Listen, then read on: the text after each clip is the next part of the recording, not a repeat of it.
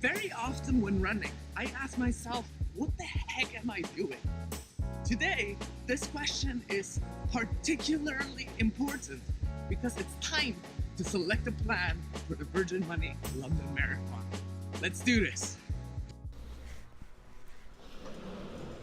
Alright, welcome back, and for everyone joining me for the very first time, a very warm welcome.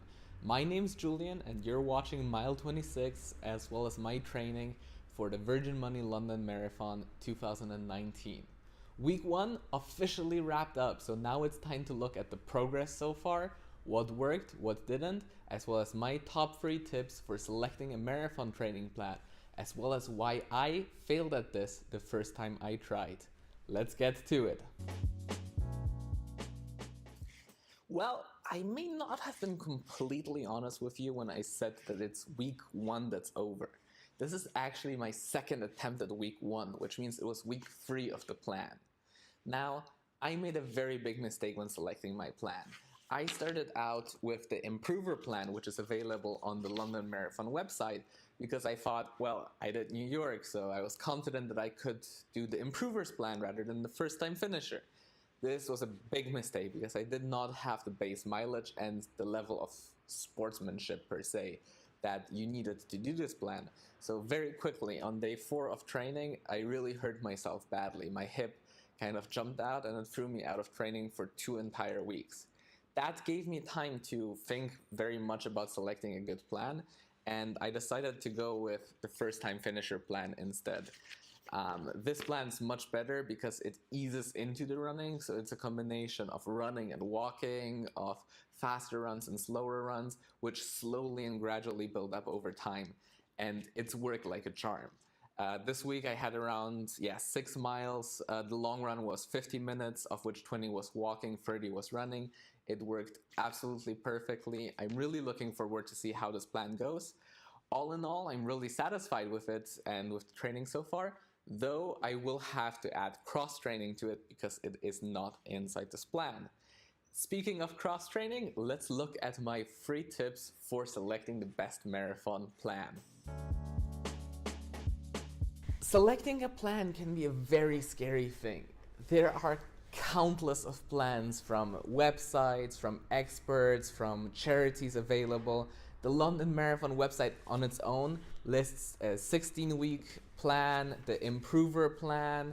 Besides of the Improver plan, they have the first-time finisher plan. There's just a ton to choose from, and all of those plans can range from being 8 weeks, 12 weeks to 5 or 6 months.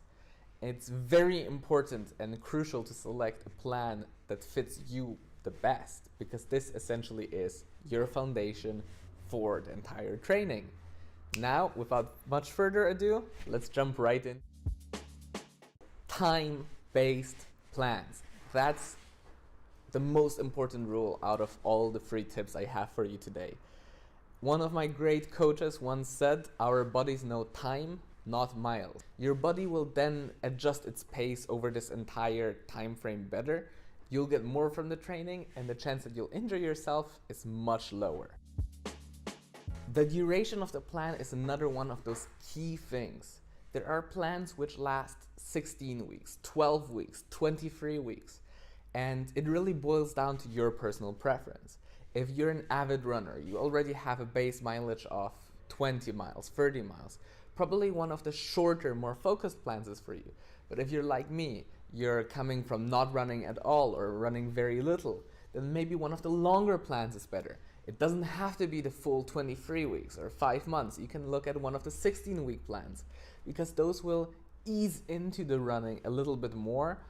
They'll take things slower and allow your body to adjust. Is there cross-training? This is something that I'm lacking a lot from the plan I'm on now. Cross-training is really important in marathon training. It's something I found out just recently while training for New York, that it's not just run, run, run, run. But you also should look at having strength training, which will make sure that your core muscle groups are very well trained, more strengthened, as the name suggests, and it'll help your injury prevention. It's also things like biking or swimming or doing other sports which will allow your muscles to relax while strengthening different groups which you don't necessarily build up while running. And also psychologically, it's really, really great to, instead of just being out there and running, to have something different to do. Look for plans that at least have it 2 or 3 times per week. Alright, this is everything for week 1. I am still learning how to do those videos. If you have any comments at all, any feedback, things that worked, things that didn't work, leave it down in the comments below. If you liked the video, leave it a thumbs up and don't forget to subscribe so you catch my content as it comes out. I'll see you soon for the recap of week 2, where we'll look at selecting a good nutrition plan. See you soon and keep on running.